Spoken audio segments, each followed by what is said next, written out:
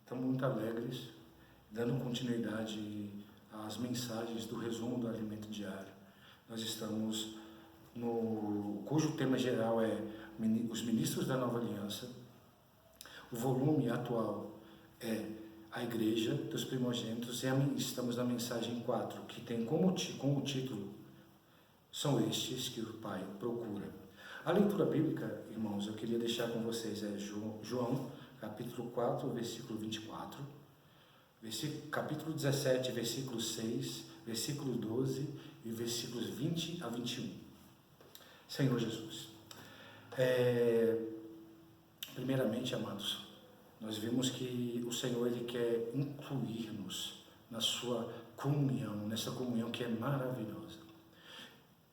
Para tanto, é necessário que Ele trabalhe nesses que Ele escolheu, que Ele chamou, para que esses possam participar dessa comunhão maravilhosa que era entre a Trindade, que é o Pai, o Filho e o Espírito, que desfrutavam essa unidade maravilhosa.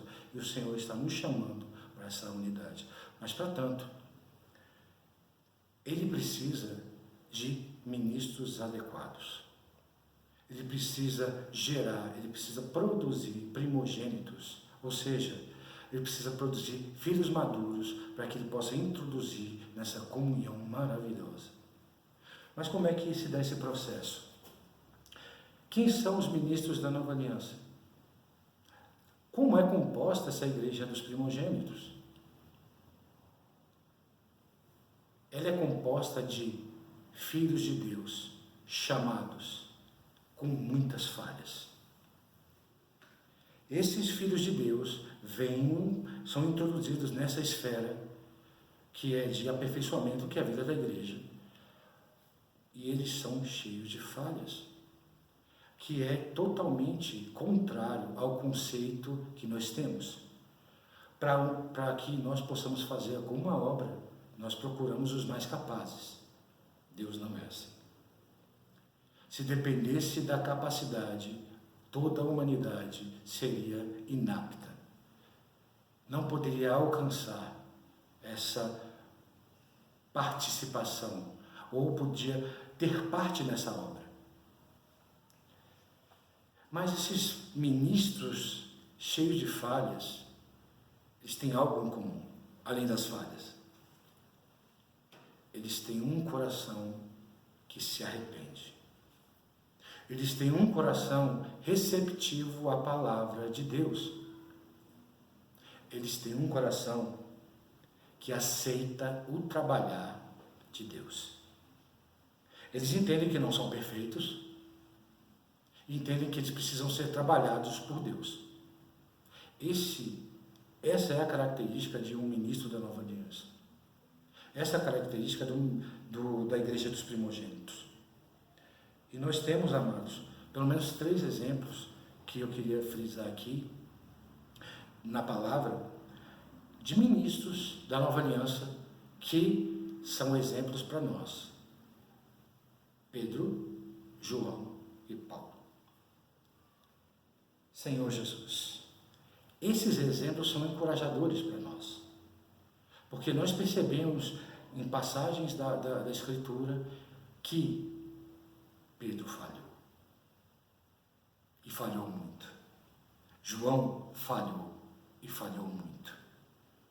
Paulo falhou, e falhou muito. Mas, por meio do trabalhar de Deus, essas pessoas cheias de falhas se tornaram ministros da nova aliança e puderam cooperar com Deus. Mas a meta, amados, desse trabalhar não é somente cooperar com Deus, é também introduzir esse homem na comunhão do Deus triuno. Senhor Jesus. Começando por Pedro, as características de Pedro, era alguém muito rápido, impulsivo e cheio de autoconfiança. Se a gente pudesse fazer um resumo de quem Pedro era, essas seriam as características mais marcantes do apóstolo Pedro. Rápido, impulsivo e autoconfiante. Autoconfiante a ponto de declarar para o Senhor que ele estaria pronto para ser preso e até morto pelo Senhor. Mas na primeira prova ele falhou. E interessante, irmãos, é que o Senhor chama e cita nominalmente a Pedro, quando fez um chamamento. Quando ele chamou os apóstolos, ele chamou os apóstolos de Pedro. Pedro foi chamado nominalmente. Senhor Jesus. Marcos capítulo 14, versículos 66 até o 72. Estando Pedro embaixo do pátio, veio uma das criadas do sumo sacerdote, vendo a Pedro que se aquintava, fixou e disse: Tu também estavas com Jesus, o Nazareno. Mas ele o negou, dizendo: Não conheço, nem compreendo o que dizes. E saiu para o alpendre, e o galo cantou. E a criada, vendo-o, tornou a dizer aos circunstantes: Este é um deles. Mas ele outra vez o negou, e pouco depois os que ali estavam disseram a Pedro: Verdadeiramente és um deles, porque também tu és galileu. Ele, porém, começou a praguejar e a jurar: Não conheço esse homem de quem falais. E logo cantou o galo pela segunda vez. Então Pedro se lembrou da palavra que Jesus lhe dissera: Antes que 2 vezes cante o galo, tu me negarás 3 vezes. E caindo em si, desatou a chorar. Este é que, instantes antes, disse que estaria pronto para morrer com o Senhor. Em Marcos 16, no versículo 7.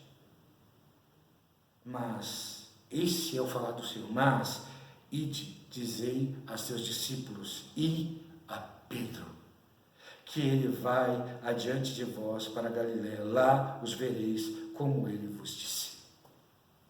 Mas por que o Senhor ainda chamou Pedro, mesmo ele negando ao Senhor 3 vezes? Porque ele caiu em si e se arrependeu. Tem uma passagem que em Lucas diz que ele chorou amargamente. Isso é um indício de que ele verdadeiramente se arrependeu. E pelo fato de ele se arrepender, ele teve uma nova chance, um novo chamamento. Senhor Jesus, o nosso destino, amados, era o lago de fogo. Mas Deus rogou por nós. Em Lucas, no capítulo 22, nos versículos 31 a 34. Essa palavra foi dita para Pedro, mas Pedro tipifica a você e a mim. Simão Pedro, eis que Satanás vos reclamou para vos peneirar como trigo. Eu, porém, roguei por ti, para que a tua fé não desfaleça. Tu, pois, quando te converteres, fortalece teus irmãos. Nosso destino era ser peneirado como trigo, mas o Senhor, Ele rogou por nós. Ele nos chamou. Ele nos tirou do lago de fogo. E nos colocou, amados, para trilhar um caminho onde nós sejamos trabalhados, para nos tornarmos a igreja dos primogênitos, para nos tornarmos o ministro da nova aliança, ministros da nova aliança. Imagina que upgrade de material para o lago de fogo para ministro da nova aliança. Aleluia! Jesus é o Senhor. Outro exemplo, amados, é o apóstolo João. O apóstolo João é conhecido como o discípulo a quem Jesus amava. Isso dá a impressão de que ele era alguém muito manso. Na verdade, santos, ele era muito ao contrário de manso. Em algumas passagens na Bíblia, cita muito claramente isso. Em Mateus, No Evangelho de Mateus, no capítulo 20, a partir do versículo 20 até o 28, então chegou-se a ele a mulher de Zebedeu com seus filhos, e adorando-o, pediu-lhe um favor, perguntando-lhe: que queres? Essa mulher aqui é a mãe de João, é a mãe de Tiago. Perguntou-lhe ele: que queres? Ela respondeu: manda que no teu reino estes meus 2 filhos se assentem à tua direita e outro à tua esquerda. Mas Jesus respondeu: não sabeis o que pedis. Podeis vós beber o cálice que eu estou pronto para beber? Respondeu-lhe: podemos. E esses 2 aqui foi Tiago e João. Eles queriam uma posição ao lado do Senhor. Isso indica aqui, amados, que ele era alguém que tinha ambição. Ele queria estar no mesmo patamar do que o Senhor Jesus. E acima dos demais apóstolos que estavam juntamente com eles. Senhor Jesus. Marcos capítulo 3, versículo 17.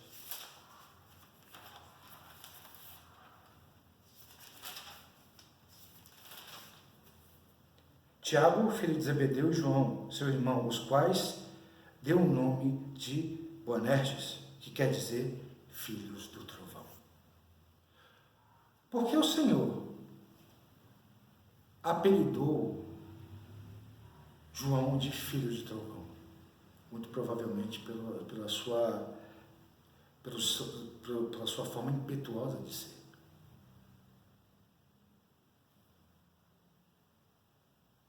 Todos nós, amados, somos filhos do trovão. Todos nós somos muito impetuosos. Mas, como nós vimos aqui em João, que há esperança porque ele se tornou um ministro da Nova Aliança. No capítulo 9, versículo 38,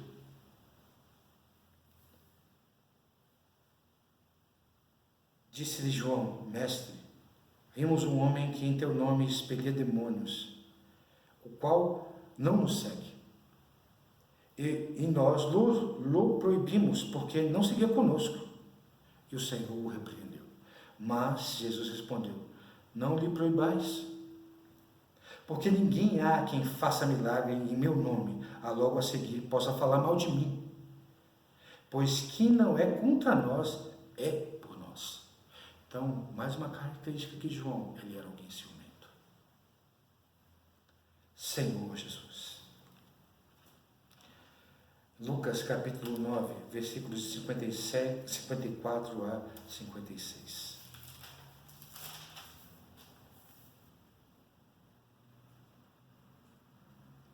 O contexto aqui é que Jesus ia para Jerusalém e passaria em Samaria. Só que ele mandou adiante dele alguém para preparar lugar para que ele pudesse pousar. Só que os samaritanos não o receberam. E qual foi a reação de João? Vendo isto, os discípulos Tiago e João perguntaram: Senhor, quer que mandemos descer fogo do céu para os consumir? E o Senhor novamente os repreendeu. Jesus, porém, voltando-se, os repreendeu e disse: vós não sabeis de que espírito sois, pois o Filho do Homem não veio para destruir as almas dos homens, mas para salvá-las. E seguiram para outra aldeia. Ele era alguém vingativo. Se olharmos para os padrões humanos, nem Pedro, nem João se encaixariam em alguém para poder executar a obra de Deus. Mas Deus os escolheu. E Deus, mesmo com tantas falhas, com esse volume enorme de falhas, o Senhor ainda insistia nisso. E outro foi Paulo. Paulo foi alguém que perseguiu a igreja. Ele buscava prender os irmãos. Ele prendia os pequeninos de Jesus. Atos, capítulo 22. Os versículos de 4 e 5. Persegui este caminho até a morte. Ou seja, esse caminho aqui eram os irmãos. Os irmãos eram chamados aqueles do caminho. Até a morte, prendendo e metendo em cárceres homens e mulheres. E de que são testemunhas o sumo sacerdote e a todos os anciões. Destes recebi cartas para os irmãos. E ia para Damasco, no propósito de trazer manietados, ou seja, presos, para Jerusalém, os que também lá estiveram para serem punidos.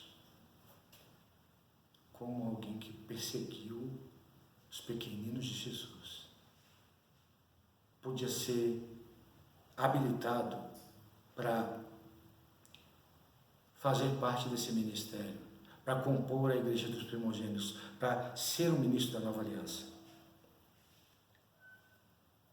Como essas pessoas que são material tão ruim, tão inadequado, foram transformadas. Como alguém pode explicar aquele que negou o Senhor, alguns dias depois, ele confessou o Senhor publicamente e foi martirizado por conta do nome do Senhor? Como alguém que mandava descer fogo do céu para consumir o final da sua carreira era tão carinhoso a chamar os irmãos de filhinhos? Como um perseguidor da igreja se tornou alguém que edificava igrejas? Como esse processo se dá? Eles receberam uma visão que governou toda a vida deles.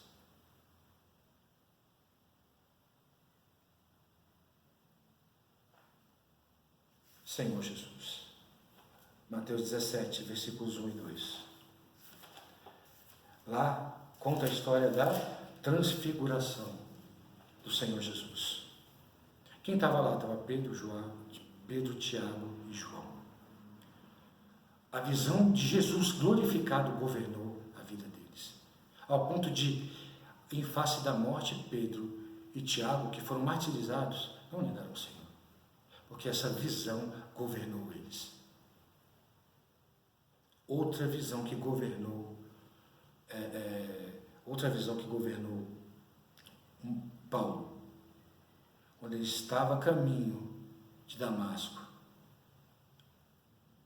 o Senhor apareceu ali e falou com ele: Saulo, Saulo, por que me persegues? E ele pergunta: quem és tu, Senhor? Eu sou o Senhor, a quem tu persegues.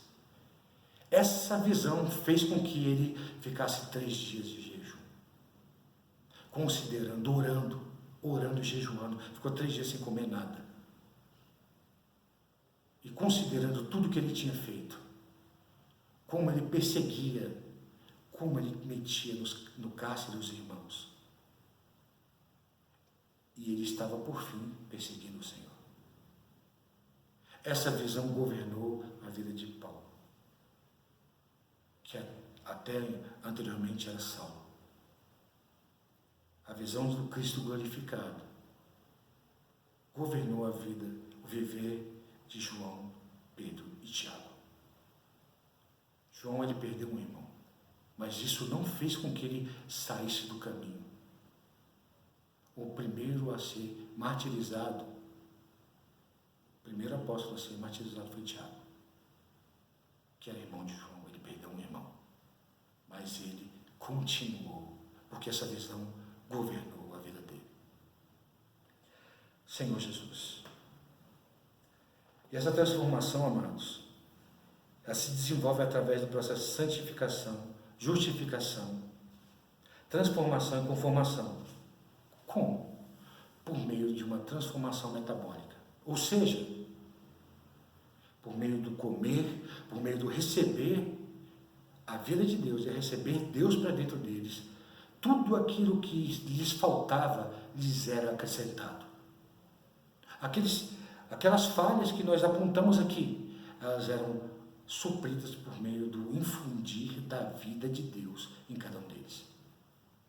Eles foram se transformando. A santidade que eles não tinham, eles recebiam por meio do desfrute, por meio do receber da vida e do dispensar da vida de Deus para dentro do seu corpo.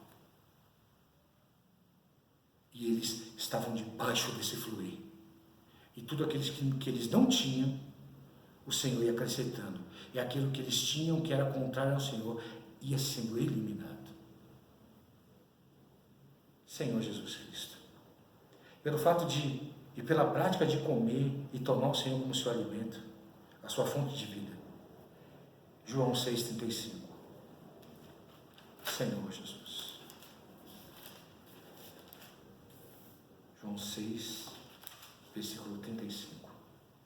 Declarou depois Jesus: eu sou o pão da vida. O que vem a mim jamais terá fome, e o que crê em mim jamais terá sede.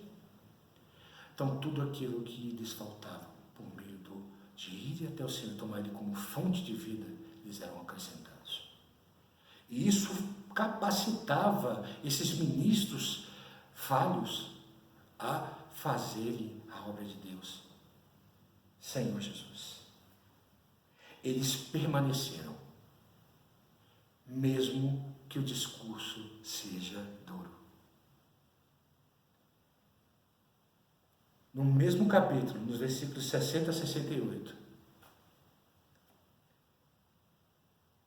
muitos dos seus discípulos, tendo ouvido tais palavras, disseram: duro é este discurso, quem o pode ouvir?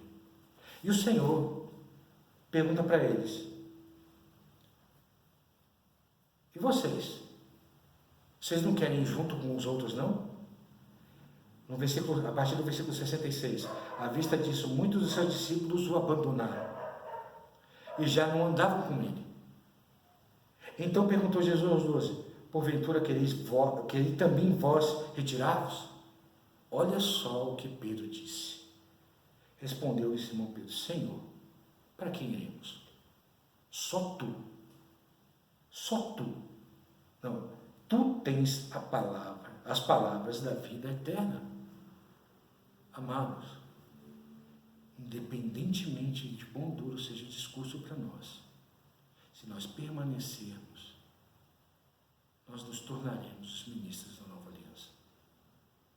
Nós seremos transformados e amados, nós vamos participar dessa comunhão maravilhosa.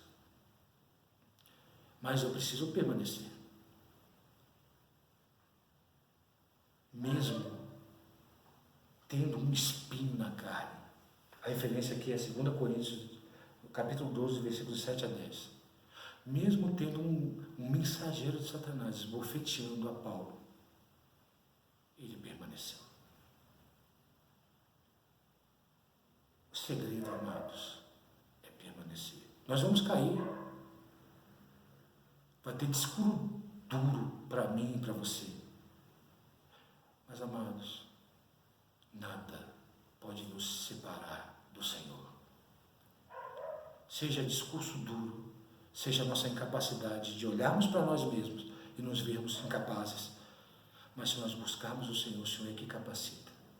Tem uma frase do irmão Matmani que me marcou muito. O importante não é o que você pode fazer por Deus, mas é o que Deus pode fazer em você. O quanto Deus pode fazer em mim, o quanto Deus pode fazer em você. É isso que vai mostrar para nós qual é a nossa utilidade para Deus. O quanto que Ele pode trabalhar em mim e em você. Mas para trabalhar, amados, nós precisamos permanecer. Nós temos que ficar e receber a disciplina, receber a aprovação, para que sejamos aprovados. Jesus é o Senhor. Senhor Jesus.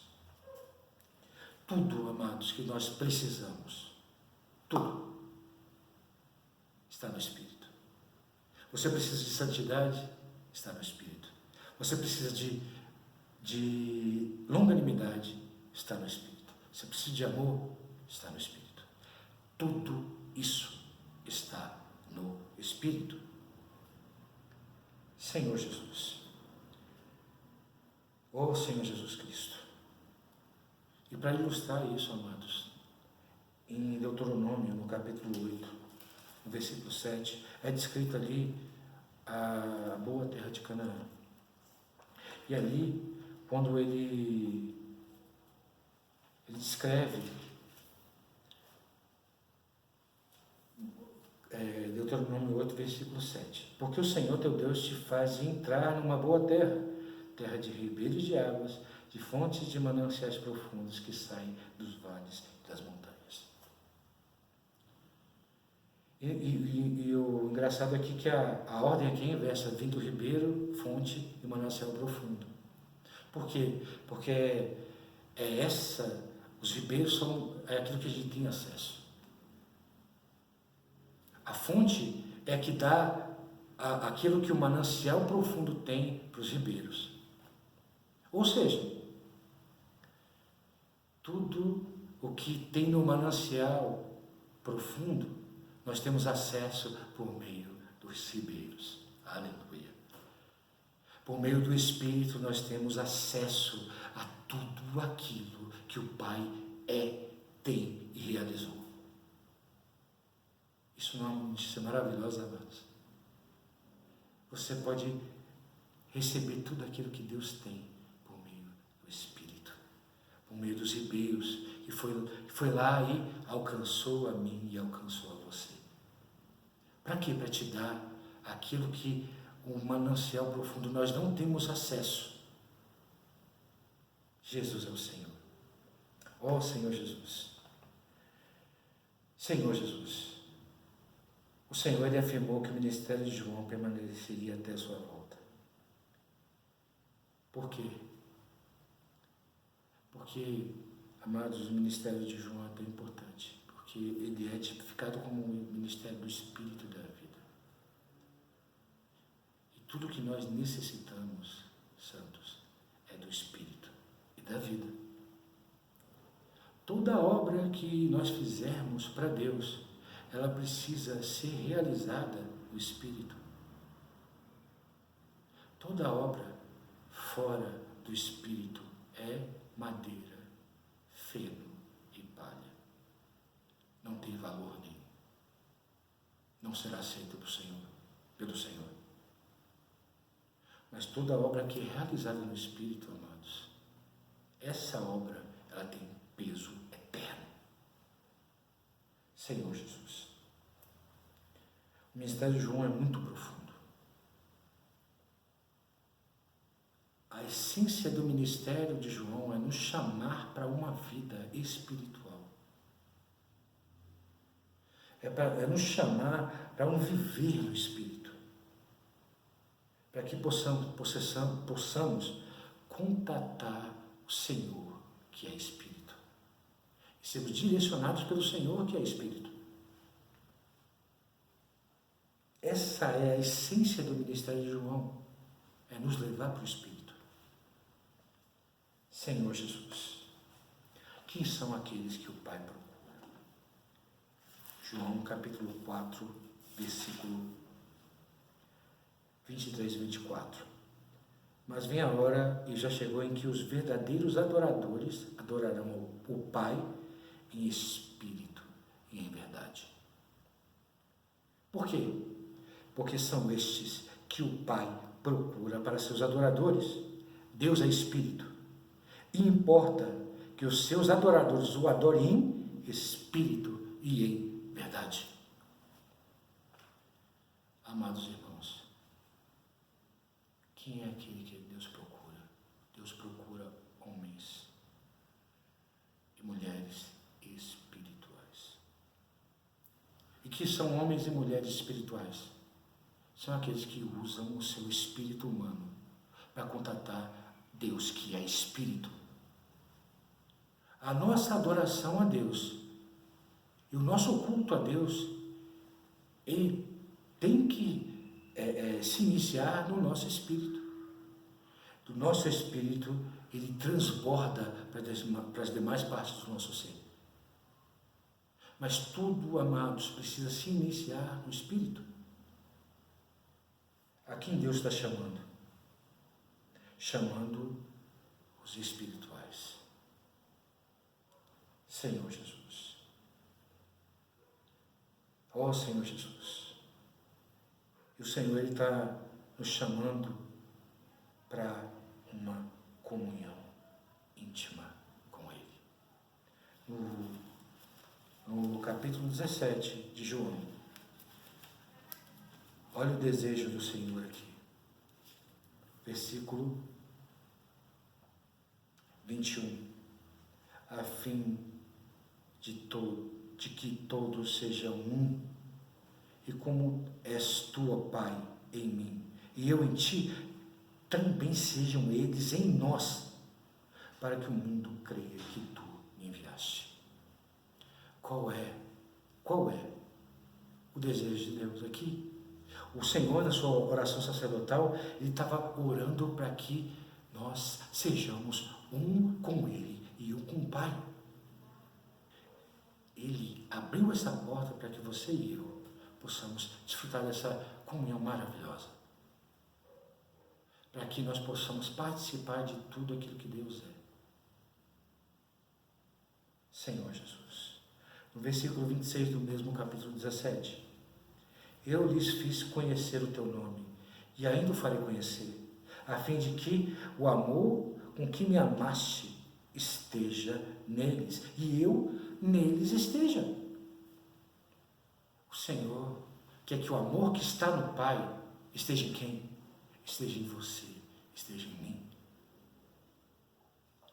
E onde o Senhor quer que nós estejamos? Nele mesmo. Para que Ele possa estar em nós. Amados irmãos, esse ministério é para pessoas falhas. Então, esse ministério é para mim e é para você.